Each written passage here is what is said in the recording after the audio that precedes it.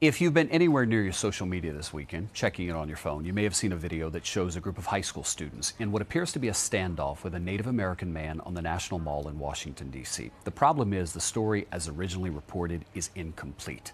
We have more information that provides better context and depth to what actually happened. Here's the original clip that most people saw. Take a look. So this all went down Friday in Washington, D.C. The Indigenous Peoples March coincided with the March for Life. That is an anti-abortion rally. A group of students from a Catholic high school in Kentucky was at the March for Life. Some of the students were wearing hats that said, "Make America Great Again." One teenager in particular, you see him there, was seen standing in the video just feet away from a man named Nathan Phillips. That is the Native American man, Mr. Phillips, banging on a drum and chanting a prayer. The problem is this video inflamed people who said how disrespectful of this young man and the students. There was a report that the students were chanting "Build the Wall." The problem is there is another video, nearly 2 hours in length, most of which we have seen. And the context it provides suggests that the story is not as originally reported. We never heard the students saying, "Build that wall." What we heard was a chant among the students that appeared to be a sports chant, right? High school students chanting as they were standing in front of this man who was beating his drum. The problem is, here's how it started. The larger video shows a group of protesters known as the Black Hebrew Israelites. They were protesting on the National Mall. At some point, they start yelling profanities at the high school students who were wearing the "Make America Great Again" hats. This went on for an extended period of time. At one point, Mr. Phillips walks into the middle of the group, inserts himself in the situation, and as he later told us, he was trying to diffuse the situation. We wanted to talk to the students, the parents, but also Mr. Phillips. We were able to get Mr. Phillips on the phone, and here's some of what he told us. Tell me, Mr. Phillips, how did you come in contact with that young man? Where were you when you encountered him in that moment? Were you leaving? Were you coming? What it started out with is these young students weren't really aggressive towards the indigenous people. They were there, they seen us, they had their, it was a thing, but their focus was on 4 black individuals. And when I put myself between that mass and the 4 black individuals, that's where I was at. And that's when I was singing, that's where that prayer, that movement of prayer put me. Tell me what you mean about the 4 black individuals. How were they a factor in this? Oh, so at the beginning of all of this, as we were breaking down, there was these individuals there that were doing free speech exercise out there on the mall.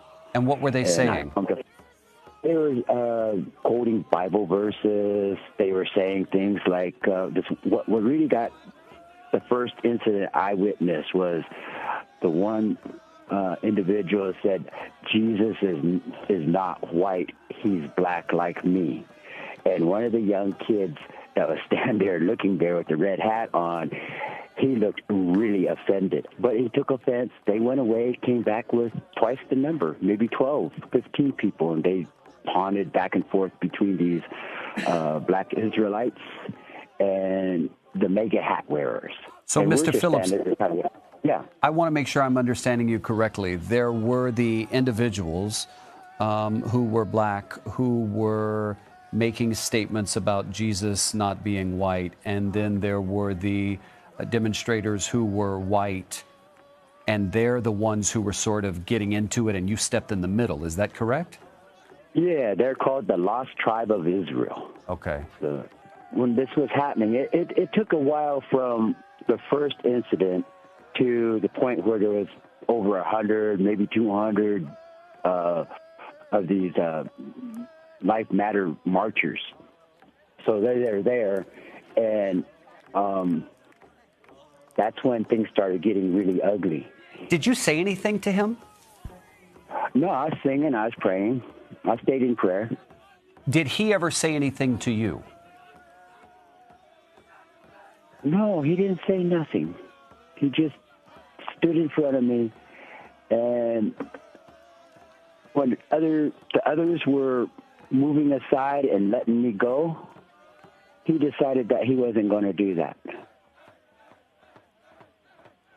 You know, I tried to, when I was coming up the steps, I seen him start putting himself in front of me, so I slided to the right, and he slided to the right. I slided to the left, and he slided to the left. So by the time I got up to him, we were right in front of him. He just pushes this to himself and made sure that he aligned himself with me, so he stopped my exit. How long did this last? Well, from the time I found myself in front of that crowd with the drum and the song, and I was singing, to the time I was in front of him, maybe three minutes. And how did it end? Singing. Who separated you guys? It ended with all those students just leaving, kind of like in a mass. At the last minute, they all left. The boy, he, you know, there was a couple moments in there that I thought he was going to break down. I wonder what you want to happen to that young man. That young man, I wouldn't want to see nothing, you know, happen to him. I don't wake up trying to, you know, setting out to hurt nobody ever. You know, I wake up in the mornings, I say my prayers. What can I do to make a better world? You know, that's how I start my day. So you don't want him to be expelled or suspended or disciplined?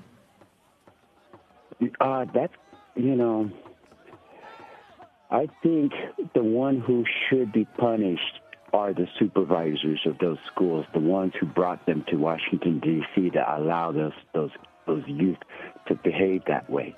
There should have been an adult there responsible to tell them this is a wrong behavior. You know, and that's, you know, how did it come to be me being there to stand between youth and Americans who were exercising their right to freedom of speech, freedom of religion. That young man is going to go back to school in Kentucky. He'll be disciplined, no doubtedly. If you were to look him in the face again, what would you tell him? To live a good life and treat people with respect and treat himself with respect, to forgive himself, you know, to forgive others, treat each other with, you know, treat others the way he wanted to be treated. You know. To forgive himself. That is a very powerful statement coming from you, Mr. Phillips. Nathan Phillips, thank you for your time. You bet.